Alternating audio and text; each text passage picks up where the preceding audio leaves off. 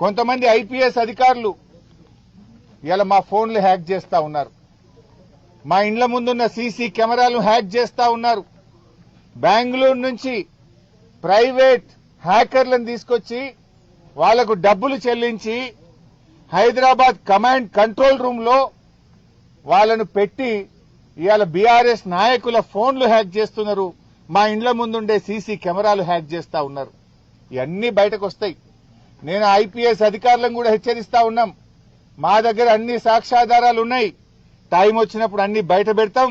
రేపు బీఆర్ఎస్ ప్రభుత్వం వచ్చిన తర్వాత మీరు రిటైర్ అయినా మిమ్మల్ని వదిలిపెట్టము. మీరు రిటైర్ అయితమేమో అనుకుంటున్నారేమో గాని రేపు మీ మీద దానికి సంబంధించినటువంటి కేసులు నమోదు చేస్తాం, విచారణ జరుపుతాం. మీరు చేసిన అక్రమాలకు మీరు తగిన మూల్యం చెల్లించుకోవాల్సి వస్తుంది. అప్పుడు రేవంత్ రెడ్డి కాపాడలేడు, మిమ్మల్ని ఎవడు కాపాడలేడు. రిటైర్ అయితే సొంత డబ్బులతో అడ్వకేట్లను పెట్టుకోవాల్సి వస్తుంది. గుర్తుపెట్టుకోండి, చట్టానికి అనుగుణంగా నడుచుకోండి.